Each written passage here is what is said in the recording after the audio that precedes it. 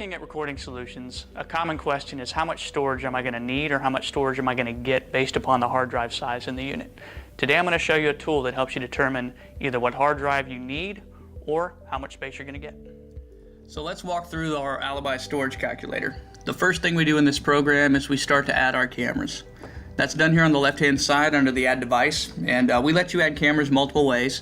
The first method is by adding one channel at a time. This allows you to really fine-tune the system requirements that you may have in place, so you can adjust your resolution, your frame rate, and your encoding method all accordingly for each individual camera.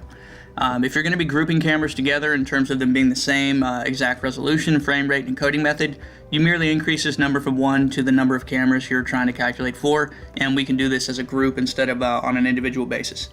So if I assume that I'm going to have 16 cameras and they're all going to be the same, I'm going to choose my recording resolution, say of 1080p. I'll leave my frame rate at full frame rate and my encoding method at the default of H.264. The one thing I do want you to notice is your bitrate field down here actually changes automatically as you make these changes above. And we do that on purpose, and this is where we are telling you the optimized bitrate to ensure that the camera will record at good quality based upon the settings above. It's also very important to note that when you install the system, this is also where you need to program the bitrate of the cameras to make sure that the storage figures we're going to get out of this tool are going to be accurate. So once I've made those changes, I'll click the Add button. Now I can start figuring out my storage needs.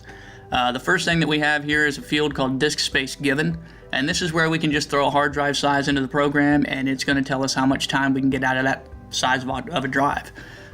This instance we have a 4 terabyte drive put in here.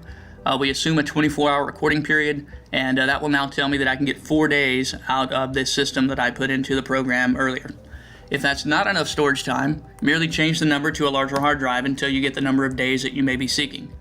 Again, this is assuming you're recording 24 hours a day. So if you are going to be recording on a different schedule or a motion-based event or a smart event, we can move the slider bar to adjust how many hours per day you think you might need video recorded for, and then the calculator will automatically change the figure for you down at the bottom.